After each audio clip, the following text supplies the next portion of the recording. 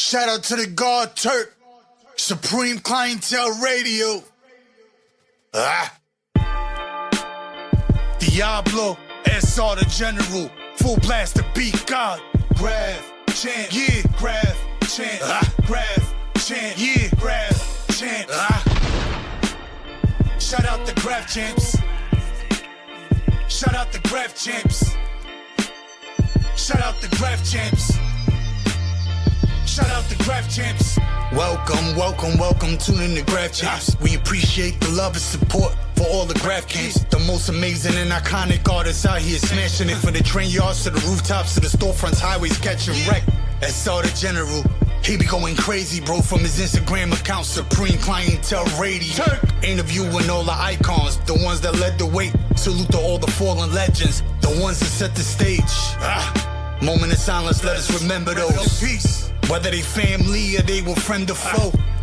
Hate them or love them, let's show them some respect. Major contribution in hip-hop, Graff Champs to the death. Ready and willing, never scared to fry. Never. Chancing the odds of getting up, prepared to rise. Super talented vandals, never scared to die. Let's show them love while they breathing. Go ahead and share the life, share the life. So tell a friend to go and tell a friend. Interviews are dope from the start up to the end. To the end. Let's show him love and call it glory time. Repost his post on your post, share his post up on your storyline. We Graff Champs. We out. Here we go, here we go, here we go. What up? Finally. Yo, do you hear me, Cat? I can hear you. Can you hear me?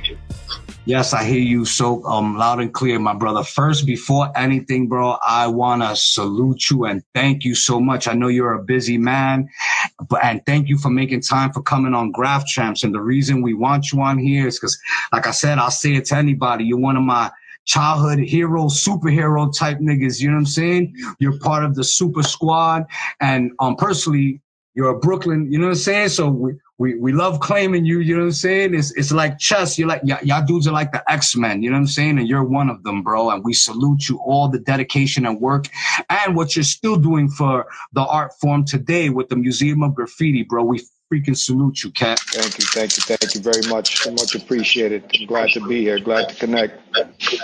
Yo, bro, it's surreal to even be talking to you, bro, because like, wow, all right, like what, 84, 85, Beat Street came out, and that's what turned me into a graffiti writer, seeing Ramo do the train, hip hop don't stop, and spit ragging them and all that shit. That's what made me be like, damn, I want to do that.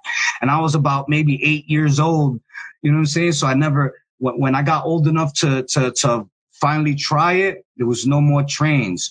You know what I mean? So you're one of them dudes that kept it so real to the train era, from rooftops, tunnels, trains, insides, everything, bro.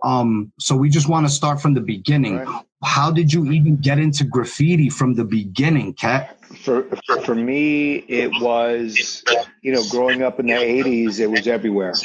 Just like you mentioned, it was in the movies, like, on Beat Street and all that stuff, but really it was in our neighborhoods. So I grew up in Williamsburg, and in between Williamsburg and Bushwick. And so the streets were bombed, the trains were bombed, everywhere. I spent a lot of time moving around the city, checking things out.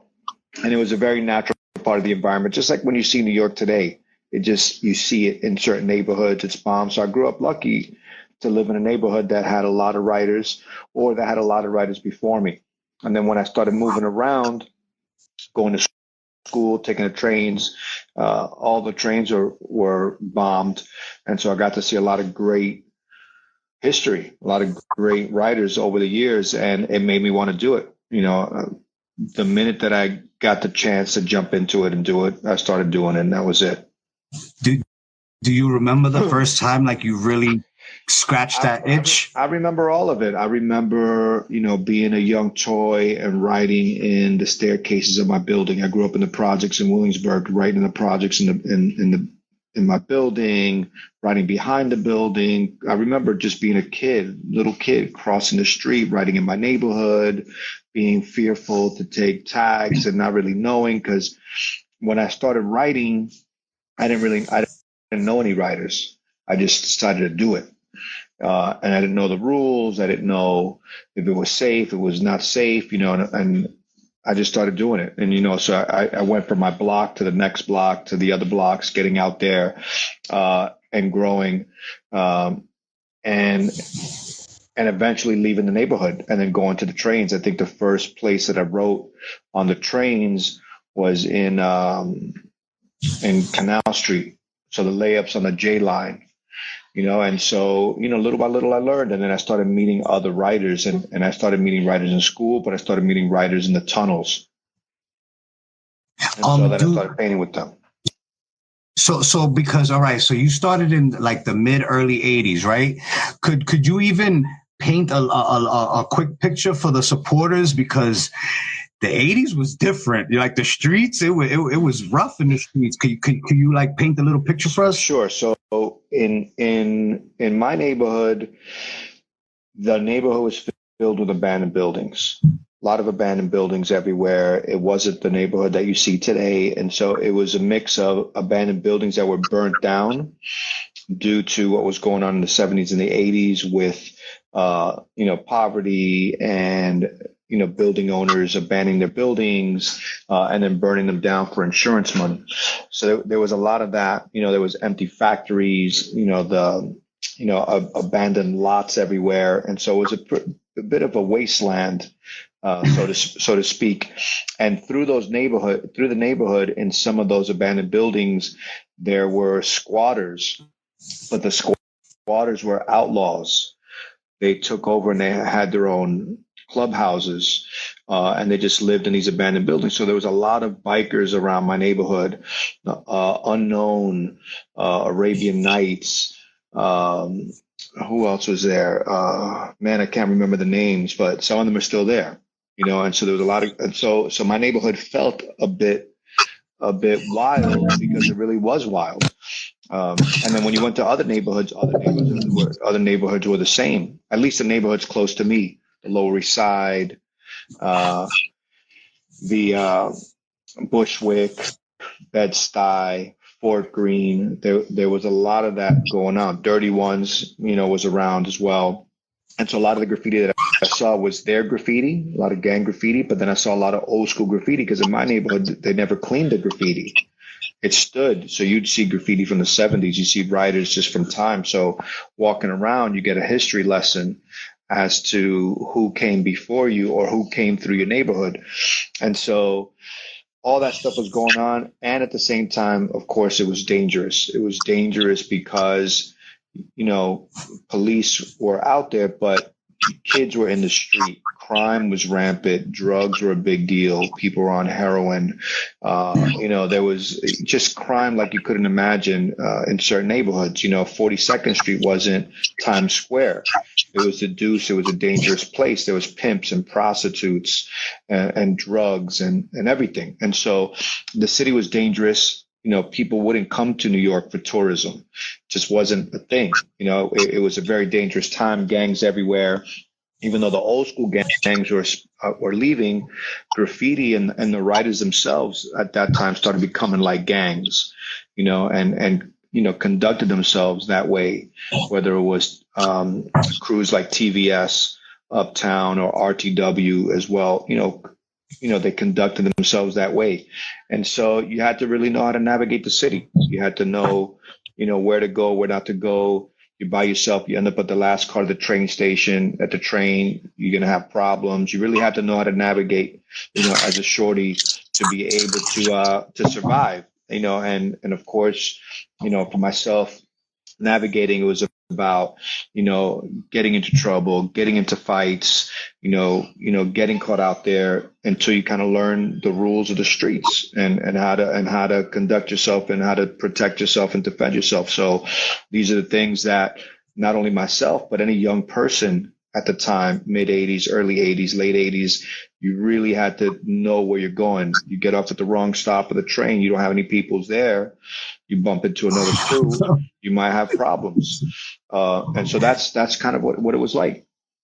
Yeah, I'm glad that you broke it down so vividly and shit because see, like my son, he just turned 14 and I be telling him these things. You know, he take the train for the first time going to high school and all this, and I said, yo, back in the days, bro, that like just going outside, it was a fucking risk.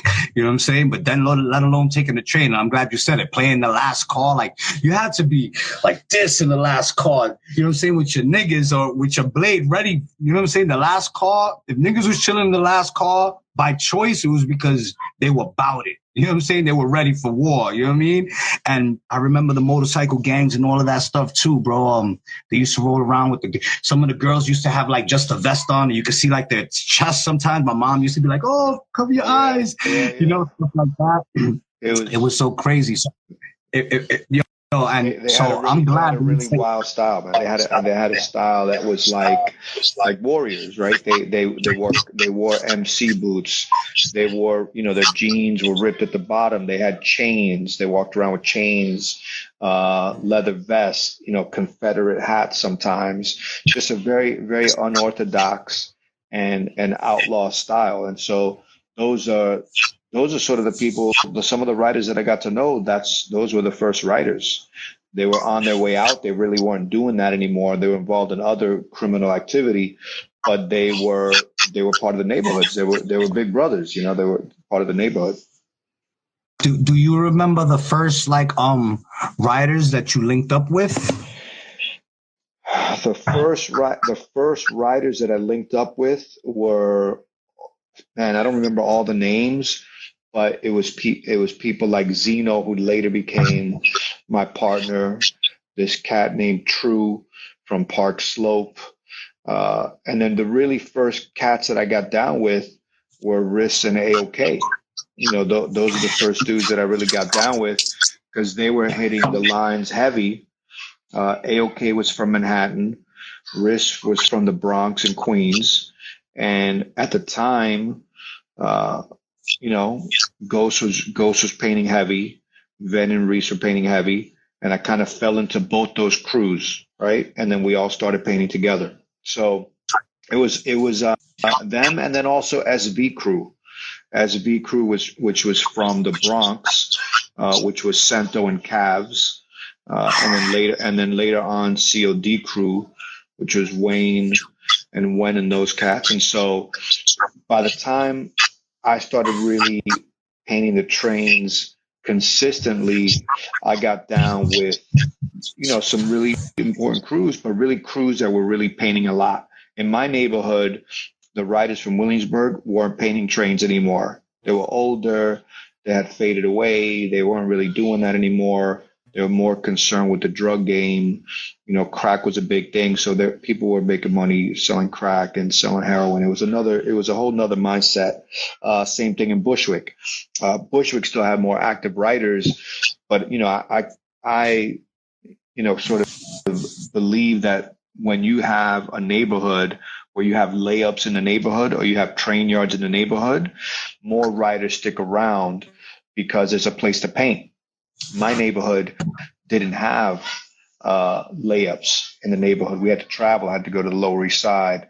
I had to go to Bushwick. I had to go to, you know, deep East New York, other places to paint. And so neighborhoods that had spots like that, writers stuck around longer. But, you know, we started traveling around. I started traveling around painting everywhere. And the crew that I fell in with was really dedicated, man. These cats were really, really dedicated to painting trains and really making it their time. You know, in New York, when you think of even now the history, you know, every year, you know, who's really active, who's putting in work. And so when we started, we wanted to be those dudes. And so you put in work and we were just about it, and it was our time. Do you remember how you got your tag? How did you get the tag, KET? I got the tag. It wasn't my first tag. I got the tag just in school, in high school, sitting around with friends in the lunchroom. We had sort of like permanent lunchroom, and it was I sat at the tables that were always MCs and writers, right? Those are the cats that I hung out with. And so the writers that I was hanging out with at the time, some of them were active. This cat that wrote AS from STM Crew, that wrote with Fib and those guys from that, from that side of Brooklyn. And we just kept throwing names out there. I kept, trying names, and the next week I would see it up somewhere and I'd be like, that name is taken already. And so it was just sort of playing together with letters in the lunchroom. And some of the big writers at the time were Bet, B-E-T, from TFV Crew. Yeah, Bet and Wade and Roaches and those guys.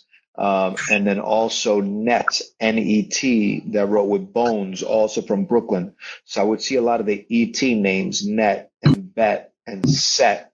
And I thought, you know what, those cats are doing it. And they're really only on the insides, just tagging.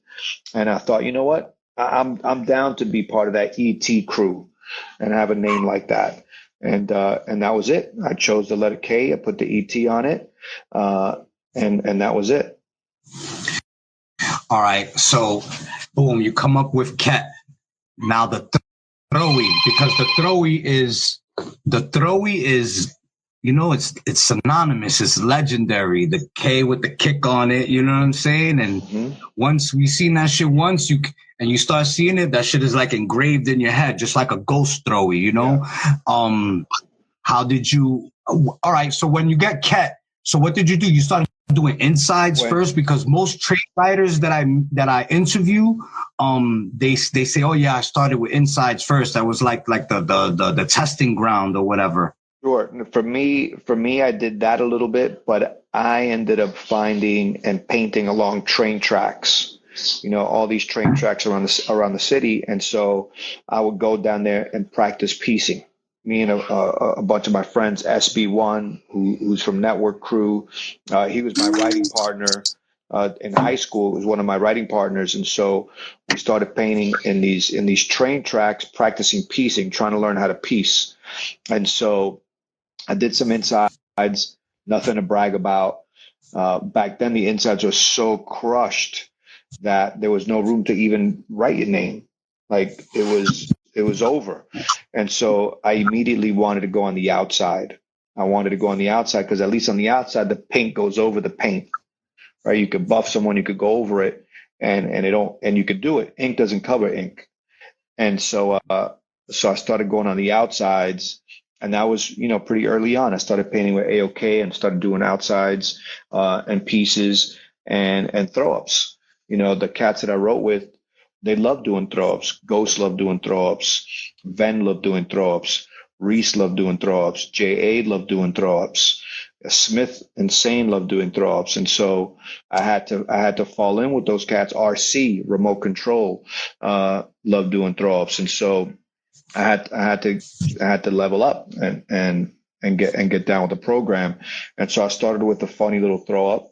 And then eventually it changed to the one that you're talking about, which had that classic K, that is, I guess, known forever. I always thought of it as a Brooklyn Queens K. It was just such a classic K. It had been done by so many writers for so long. KB from TSS from Queens is an example, and KN from TSS. This guy that wrote Ken from 357 Crew, he did that K. Deck, DK from Bushwick, he did that K. Peak did that K. PG3, when he wrote Deke, he did that K. And so I grew up seeing those letters, growing up. Same thing with that lowercase a that some people like to do, that AR and AT used to do from Bushwick. And so, and before that it was KO, Dean, who really made that K what it is. And in when he used to write Kill 3. So now we're going back to the 70s.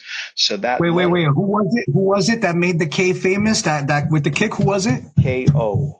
KO. I gotta look him up. Knockout. KO, who was an alias for Dean, from 3YB or B, no, from BYB. So he's originally from Manhattan, and eventually he ended up moving to Queensbridge. And so he went all city, and made that K, famous. And before him, it was Intop, INTOP, who was one of the first kings of graffiti from bombing from throw ups. And his backup, his alias was Kill 3, KILL3. And he had something like that, and so there was, it's a long history. So a lot of the styles that you see out there, people may or may not know where they come from, but there are sort of continuations, whether you're knowingly taking it, whether it's been passed down to you or not. And so I decided to bring it back and sort of resuscitate that K and push it, and add my spin to it, and then after that, you see people like Scuff using it and doing it.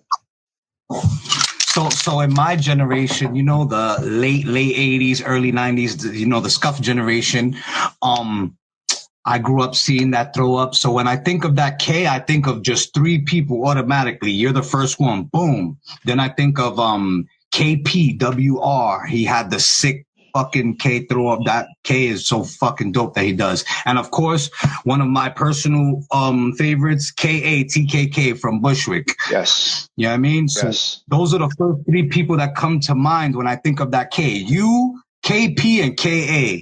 So when you said KO made it famous, that's why I love doing this show, because I learned history. Yeah. You know what I mean? Yeah. I listen, I remember KATKK very well, and the way he did it. And then before that, of course, KP, who had him, all that crew had, and that time and that side of Brooklyn and Queens, whether it was Bed-Stuy or East New York or Bushwick or Williamsburg, having a good throw up was very, very important. Having an original throw up really, really was a big deal. And everybody had style. It was a time where there was a lot of great style out there. So there was a lot to take in. So now boom, you got the throw up, you start getting your feet wet, doing the outsides, you're running with wrist. First of all, just falling in with Wrist Mob. Wow, man. I think that was a perfect, because I when I think of writers like you, I think sometimes like, because you're not just famous for being with Wrist Mob, you're famous for being KET also, for the throwy everything, you know what I'm saying? So you have your own separate identity. It's not like KET Wrist Mob automatically, you know what I mean? You have your own lane, as all the Wrist Mob dudes do. Dual, we could talk about all of them forever. Yeah. To me, they're the most prolific graffiti crew, bro. That should give me goosebumps. So you could tell I'm a fan. We had a great run. I mean, I think, we had a great run, late 80s, early 90s. We had a great run. I mean, our crew, Duel is having an incredible run right now. JA has had a run forever. I know I see a lot of haters in the chat there. Whether you hate him or not, he's doing his thing, and he's still going. And so there's been members of our crew that are beyond lifers. They have careers, people, I see other people, being mentioned there, but the dudes that are being shouted out in the chat, they're not around. They don't exist anymore, right? Their careers they're washed up. They're finished. And so members of my crew, just like members of some other crews, some people are lifers, and that's it. You can't take that away from them. So I was lucky and to be one of those dudes for a while with my crew. But things change. People coming in and out of retirement. People come out, they go in. And it was for me. Growing up in New York at that time and painting for all those years. I fell in love with it for the writing, for the adventure. I fell in love with it because my crew was my family. When I was a young kid, and I left home and I got my own place. It was the crew house. Everybody lived there. Everybody, stuck around. My first roommates were writers, were members of my crew. I lived with Ghost as an example for years.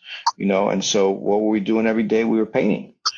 And so it was just a very natural thing to be so into graffiti, to live it, to breathe it, to do it.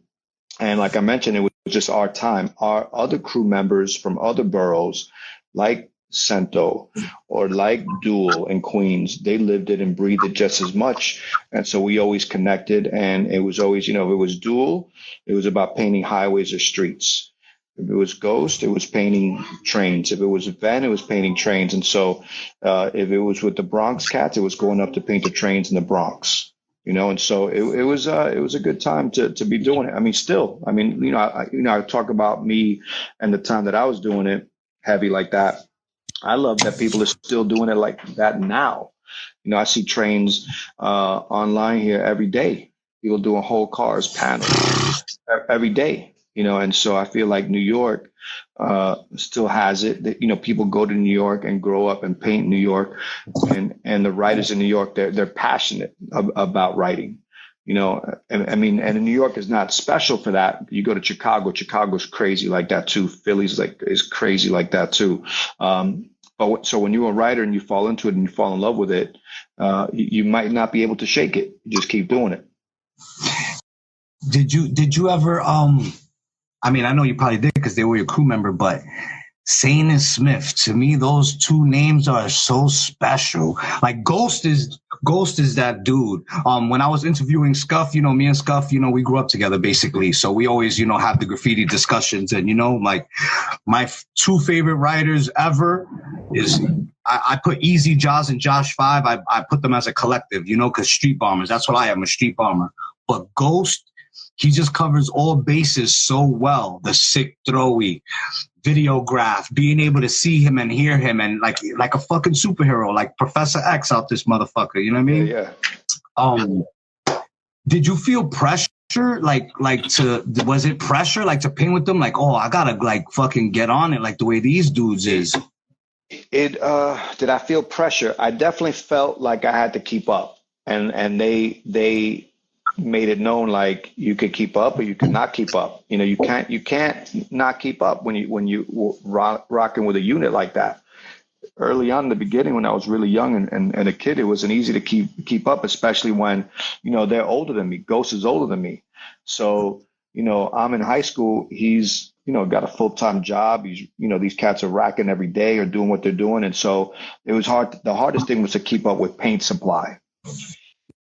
No one paid for paint. And so being able to spend as much time racking as you possibly could to have materials. And if you're going bombing every night, it's a lot of racking you have to do to be able to keep up. So I've always felt the pressure on that tip. And, and we had racking masters in the crew. Duel was a racking master. JA was a racking master, everybody, and so it was crazy. You got to, weekends were just spent racking. That was it, to be able to keep painting the whole time. And then as far as bombing, there was pressure to know what you're doing. If you don't know what you're doing, you're not going to get invited. So you really got to learn, had to learn the ropes and do the right thing. But at the same time, even though that sort of pressure was kind of a competitive, pressure that exists, we all became friends. We were all crew. We were crew. We were all friends, and so we ended up, even if we're not painting, we're still hanging out. It was just a normal thing. So we always could figure out what to do. You're hanging out, drinking. You're at the crib, drinking, hanging out, whatever. Eventually, it's time to go paint, and then you figure out a mission. I was lucky also at the time, living in the South Side. In Brooklyn, in Williamsburg, you can go outside my house any night and find a spot to paint just in the neighborhood. We painted so many handball courts, so many walls, so many boxes or worker houses on the train tracks, everywhere, because sometimes you just wanted to keep it light and you go paint a handball court in the middle of the night. You go paint a highway spot, and so it wasn't so much. It was about having fun, painting, having fun, and just living a graffiti lifestyle. So when you was talking about the racking too, right? So, now when I'm young and I'm exploring, going out of my area of Bushwick for the first time. So of course the first surrounding areas is Southside, Williamsburg, Bed-Stuy, Greenpoint. So those are all the first areas that, you know what I mean? I explored. So I'm seeing the handball courts, you know what I'm saying? You had the fillings all over them, and I used to be hyped, like, but then I used to be like, it's the same thing you said. Like I had to have the supply of paint. I would have the time and be out there, but sometimes I wouldn't have the paint. You know what I mean? And it was really hard. It was really hard. Like, damn. So, because to be a graffiti writer and to keep up and to satisfy what you have inside that you want to express, it's a full-time fucking job, because you got to rack all day. You got to scheme out spots. You got to outwork the next person and stuff. And not easy at all. And I remember times where back then at one point Ghost worked at a paint factory. Ghost got a job and worked at a paint factory. So when he was able to do dozens and dozens of whole cars, it's because he worked at a paint factory and stole all his paint from his job. Like, hundreds and hundreds and hundreds of cans at a clip. So he had what it takes to paint all those whole cars. I didn't work at a paint factory. So sometimes I would be at the layups doing my panel. These cats would be doing whole cars because all I had paint for was to do a panel. And then the rest of the time I'm holding them down. And it's just what it is. You got paint, you paint. You don't have paint, you don't paint. Yo, I know that feeling, bro. Bombing wherever and Papo and all of these niggas. If you run out of paint, you run out of paint, because they're doing what they do, and they're not gonna. You might throw you a can here and there once in a while, but if that shit is not a habit, you better have paint. If now you, like you said, you're not getting invited. That's it. I mean, it's funny that I see the little comment there from Sear. You even had to rack the caps. You have to rack all that. There's nothing like today when you could just walk into a paint supply store and buy fat caps or skinny caps or whatever. Yep. It was, going shopping, or not going shopping, going racking for caps, trying to figure out, which spots hadn't been hit, because everybody was doing it. So you go into spots and they had already been hit and you can't get anything. So there was a lot of steps involved to do that, to be able to be active, to be able to be out there. There was a lot that it took to do the thing.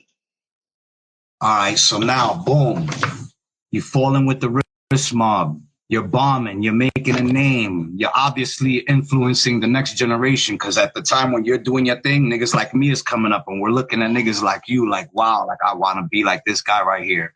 You know what I mean? Here comes Videograph. The first time the world gets to actually see these guys in action and everything, you're in Videograph. And I remember this was a joke between all my friends. Batty, batty, batty. Your mother got one eyebrow. She's batty, batty, batty. And so your part in Videograph, your interview is so freaking famous. Like, people from my generation know your whole fucking interview, like they know the Martin Luther King speech, you know what I mean? Sure. Like, oh, this is the shit, you know what I'm saying? The fucking streets is for toys, the trains is where is at, and everything, blah blah blah. Tell me about that when the Videograph came out. I think one of the things that happens when you're bombing so much is that you get gassed. Your ego gets big. You start painting. You think you're a big shot, and yep. you actually have to have that attitude when you're out there, right? It's, New York City is dog eat dog. And so, I was running with a good crew.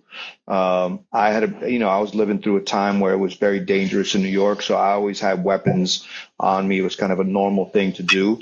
And yeah. I had a bad attitude, I had a bad fuck you attitude, because that's the life I was living. I was running around, it was dangerous, and I definitely wanted to be known as being dangerous too. And so I was angry, I had a bad attitude. My parents hated graffiti. I got thrown out of my house. I was living a tough life. And so Videograph caught me at a time where I was 18 years old. 18 years old. So they caught me as an angry teenager that was running the streets with my friends.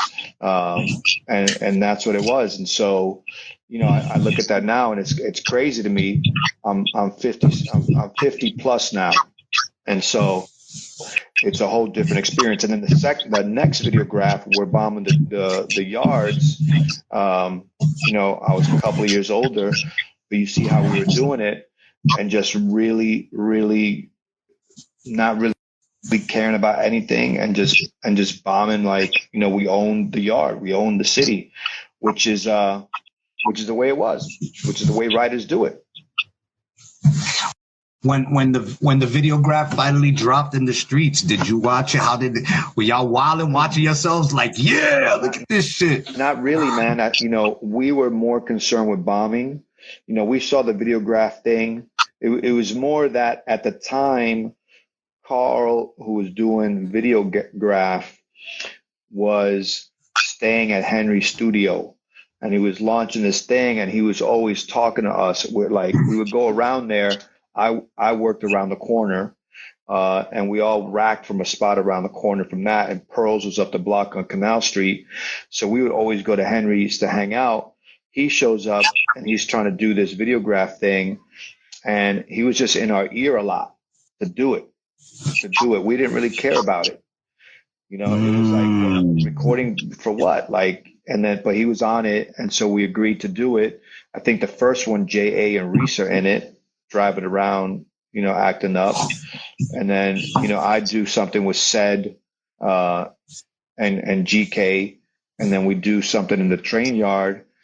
But, for us, I think by the time we went to the yard, Ghost wasn't into the idea of him being with us and taking him to the yard. Carl was a cool dude, but he was out of shape. So we were worried about getting arrested, for having him in the yard with us. And so yeah, we didn't care. I think by the time we did the yard footage and we saw the yard footage, then we were pretty hyped because the footage was so good. We actually had a video camera in the train yard when we're doing a car with Bruce, rest in peace.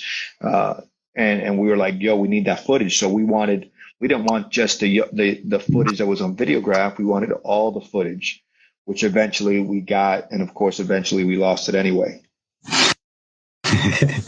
Did you ever get any backlash from Videograph, like the Vandal Squad going right at you? Absolutely, we got a lot of backlash from the Vandal Squad. I mean, the Vandal Squad was already harassing us because what you saw in Videograph, us painting the ghost yard like that, we were painting all the train lines just the same way. So they'd been after us for years and years and years, and they were always showing up randomly at our homes, whether it was Ven's spot or my spot or Reese's spot. They were always calling us, harassing us on the phone and all that kind of nonsense. But we also got, heat, I guess, from other writers, because when we were in the yard, we were also talking trash, and so, when I said, I ain't never heard of nobody in the Bronx except for Cento and maybe Wayne or something, the whole Bronx away about it. So yeah, I mean, it's the things that, you talk trash, it comes back to you. Who do you have a favorite bomb or the craziest bombing story? I don't have a favorite bomb, but I think that the times that, for a long time, well, not for a long time, for a couple of years, we were going to the ghost yard, and that really was one of my favorite yards to bomb because it's on the water. Right. And so for those of you guys people that don't know, have never gone and painted that train yard, it's the yard for the A trains, the A's and the C's, and it's uptown in the Heights up by Dykeman. Right. And so the yard is right on the water. So it's in the summertime, you get a cool breeze coming through the yard. It just feels tranquil. There's not a lot of activity around it, and there's a lot of lanes. It's a really, really large yard. So you can move from one part of the yard to another part of the yard. You could hide easy and get around. You can go up to the elevator. You can go into the tunnel.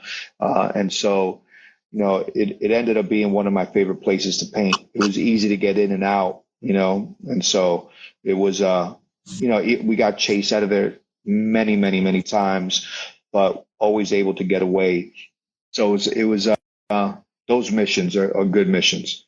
Also the missions, with some of my boys who are not here. I think about that Videograph mission, that one of those missions that you're talking about, when Zeno, Ghost, Bruce, and myself hit the yard on this one occasion, and we did this end to end. You can't bring those memories back. Some of those writers, Ghost is still writing, but the rest of the crew in that mission, they don't write anymore, and Bruce has passed away. So I hold some of those missions where some of my boys who weren't with me, in special memory.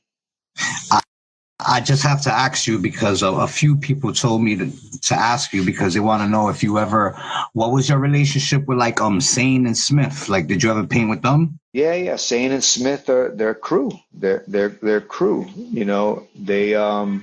I met them both really, really early on. I hit a bunch of spots with them. I mean, with Smith, I painted with Smith a lot, not just in New York, or, in Europe and around or whatever. And with David Sane, I also did stuff with him before he passed away. And, they're close friends. I mean, when he passed away, I was one of the pallbearers at his funeral, and so that's family. That's the XTC, AW part of the family, the Uptown family, the 156 family. That's them. And so they were super talented. They were very strange cats from Uptown.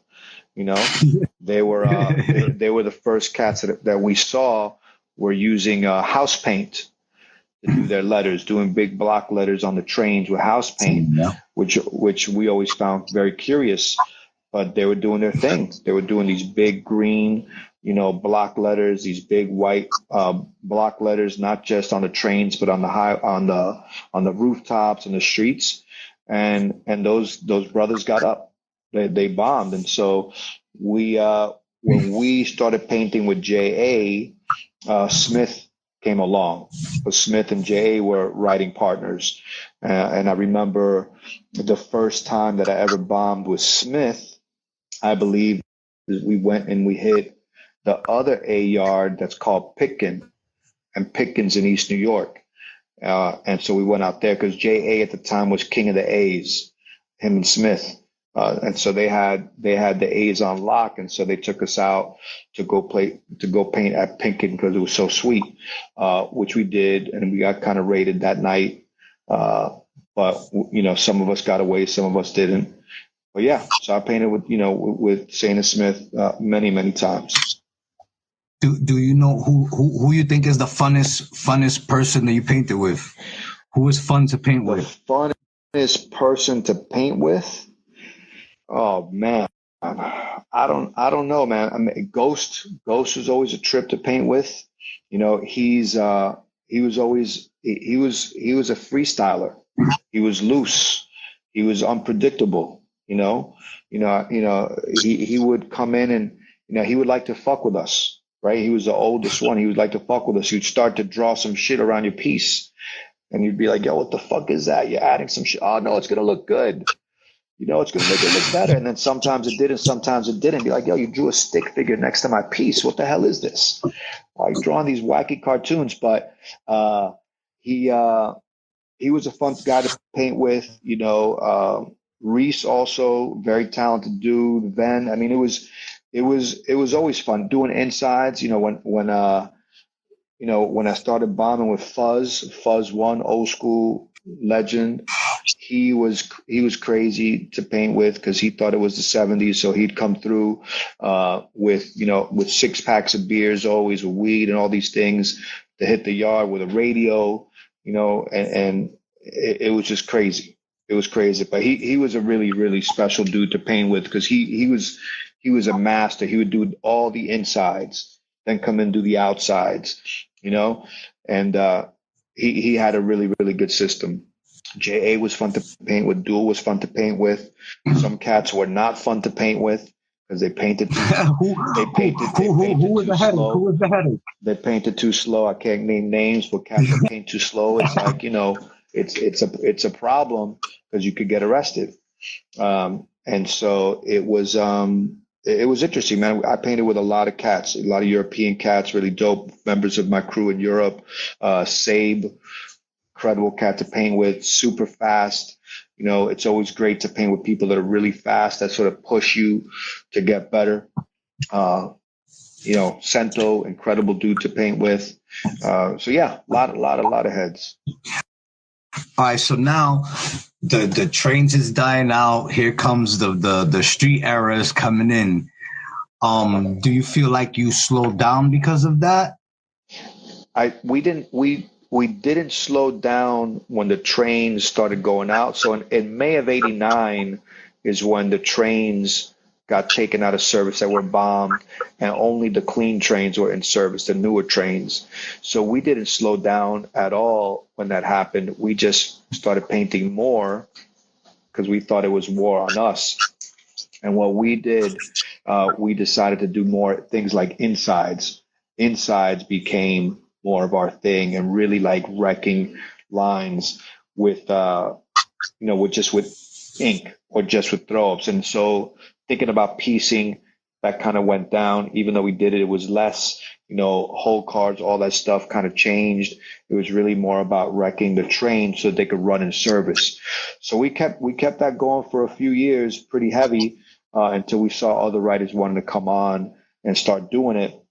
But with most things, or at least back then, you start to grow up, become adult, we start to have children, we start to have families, other things become a priority, and things change. And so the crew started to sort of dissolve, and, this cat, Ven got into DJing as an example, other people got into other things. And that's just life. A lot of us came back or kept coming back, but all of us started doing different things. Reese, became an illustrator, everybody had their lives. And, me, I became a parent early on, by that time I was already a father. And so priorities started to change. And that's just what happened to a lot of people. Walls became a thing. Piecing became more of a thing on the walls. FC crew and these cats and COD crew really started to push that, and so the city changed, the priorities changed, and all those train riders from my era and the other era, they had grown up. Most riders in my era, when I was coming up, they wouldn't, like 15 years old, you weren't a rider no more. You quit at 15. You start at 12, you quit at 15.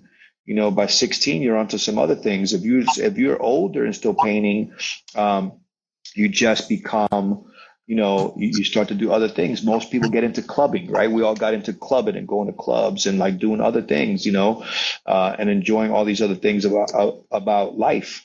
And so you just grow up, and yeah, it changes. And then maybe you come back for little comebacks.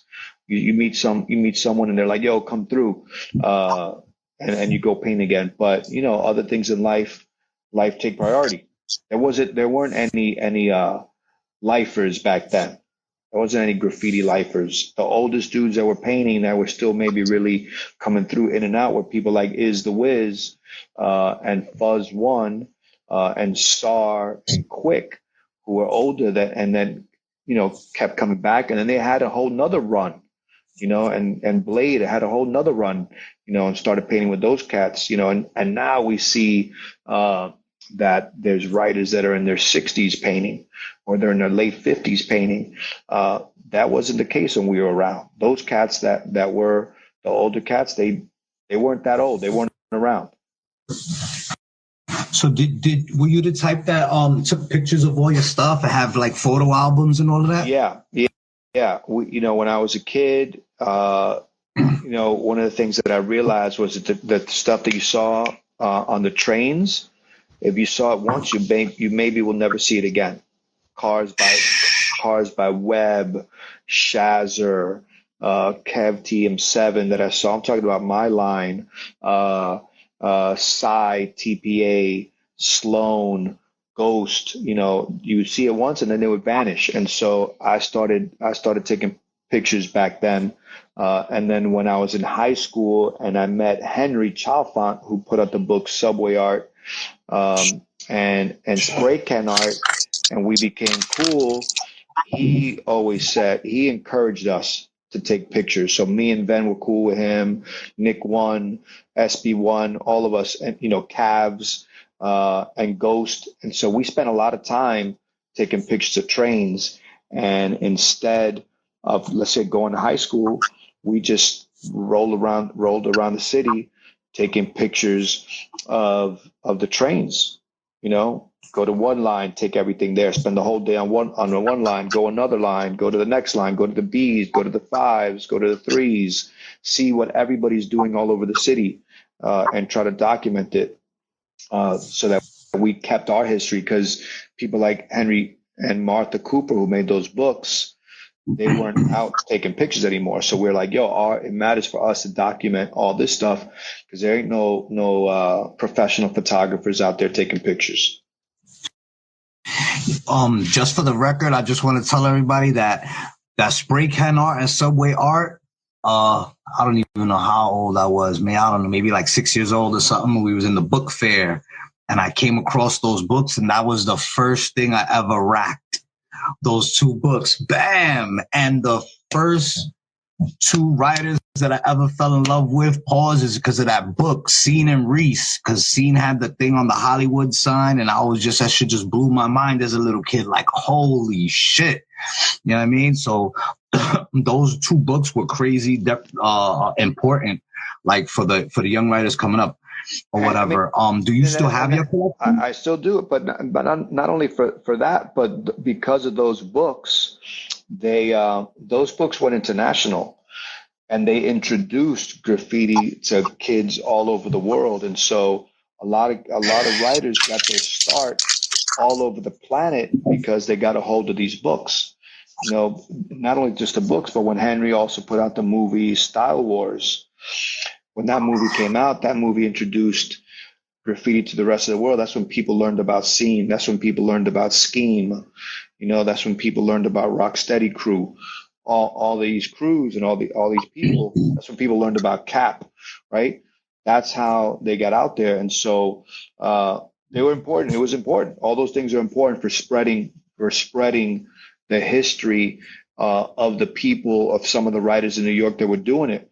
Without those books, people maybe never would have heard of Blade or Scene or Kel or Mitch 77.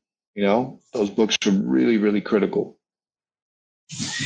So you said you still got your collection, because I know you must have came out in a million magazines and books. Do you have, like, you collect all of them?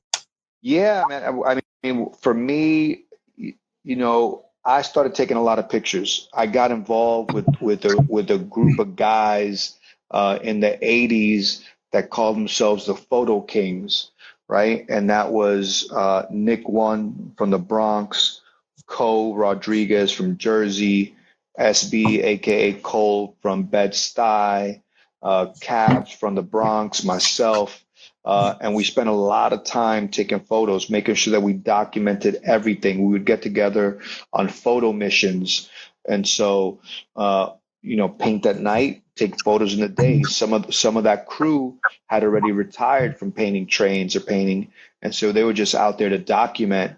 And as a result, we have a lot of great documentation from those years.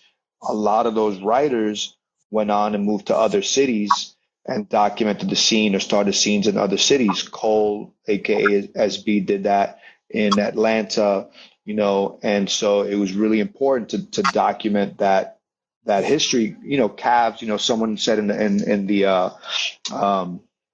the text in the chat there that Cavs' books are very important, and they are, because they photograph lines. He photographed lines that Henry and Martha weren't photographing, or and he was photographing after. Well, we were all out there, so he caught things that most people didn't photograph or that most people never saw. A lot of those TAT crew cars, TATS crew cars that are in his books, very important. Those trains would run once, and back then they were painting the trains white, and they had maybe one run. So it was really, really dope that that kind of documentation was happening, and that Cavs and others actually have been putting them out. So this little conversation is a perfect segue because since you're a historian, you're basically a historian. So is that wanting to document everything, knowing that it could disappear just like that? Is that some of the reason why the Museum of Graffiti exists? So I'll give you a quick rundown because we're about to hit the hour mark, so I don't have a lot of time left.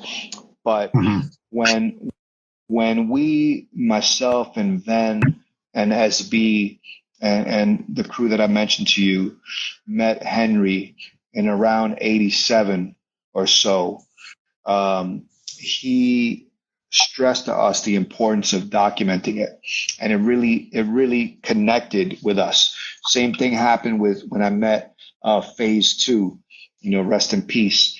And Phase was like, yo, think about things a little bit more critically. Don't be a toy like Scant or any of those people, think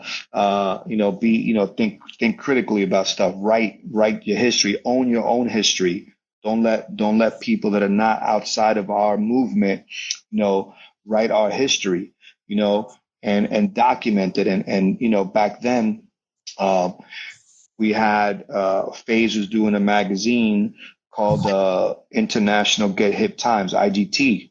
And so that all those things, meeting these elders, Henry, Phase 2, they encouraged us to push ourselves, not just be a writer, but to be historians, and so that's what I did. And I started taking it really serious. We started connecting with a lot of the old timers, making sure that we had, a plug to the old timers so that we can get their photographs to keep that stuff known, right? To keep the history, known, and so that we can continue to share it like oral histories, kind of like what we're doing right now, even though it's recorded.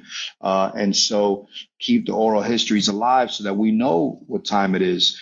A lot of people might not, or maybe never heard of some of the people that I'm mentioning it, but the fact that I'm mentioning it is the way to keep these names and these writers alive. A lot, it's a way for us to share our collective history. So yeah, I became a historian because I felt it was important for us to celebrate our history, to document our history, to share our history, to make, I started getting into the magazine game and started publishing a magazine. By the 90s, I published a magazine called Stress. It was, a little bit about writing history, and it was about a lot of other things. And so then I went on to write books, organize events, all these things, and all those moves that I was making on the business side from a preservation standpoint, all just ended up to the point where a museum really seemed like a logical and positive and possible thing to do. And so I mean, for me, it's all connected. My journey is a journey like that. And so it's important. I think it's important. We either own our history and tell our history, or we let other people do it for us. And so that's the work that I do. That's why I respect you so to the maximum for that, because this is the only reason why I do this Graff Champs show.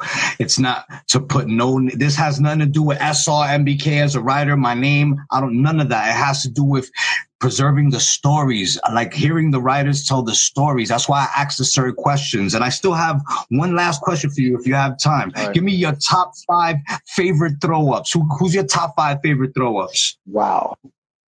Good question. Top 5 favorite throw-ups. Really, really tough question.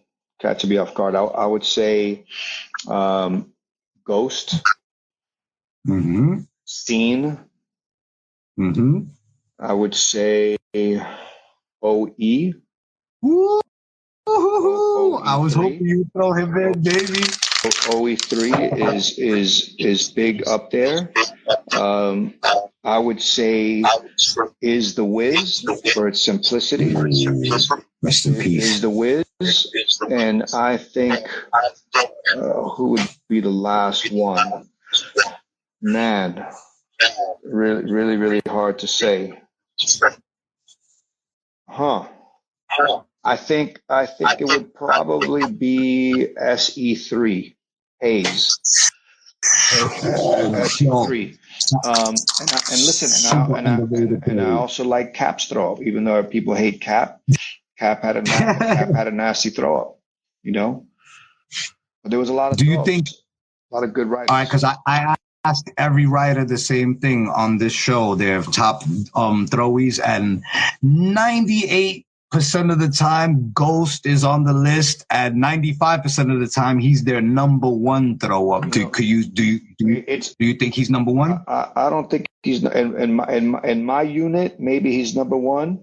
But you know who I forgot? That was really great with throw ups was Comet. Comet, Comet, old school Comet. Crazy with throw ups. He started in the middle. Did throw very unorthodox. Yeah. Oh yeah, the way it's like that because it all overlaps it. Really, really special dude. So, but so many. There's so many great throw ups. I used to like seeing Sloan's throw ups. You know, I like seeing KP. Growing up, I used to love seeing KP's throw ups. You know, SR from East New York. Those cats had great throw ups. SR had a great throw up. So many. You know, duels. I love duels throw up. Hell yeah. I'm writing all this down, bro. I'm a historian too, just like you, my brother. I got everything ready. I got all my notes. But yo, Cat, thank you so much, bro, for sparing the time to talk to the fans or the supporters, I should say, bro. It was an honor speaking to you. It was a special treat for me. And yo, just one day, I hope I could pass by the museum and speak to you face to face. You know what I'm saying? Shake your hand. You know what I mean? It'd be my pleasure to have you, man. Thank you for your time. Thank you for inviting me to get on here. Thank you for everybody who's checked in and spent some time listening to us today, man. Much appreciated. Shout out to all the crew, to RIS, AOK, TFP, TDS, XTC, 156 VLOC in down in Brazil, and everybody else. COD. Peace.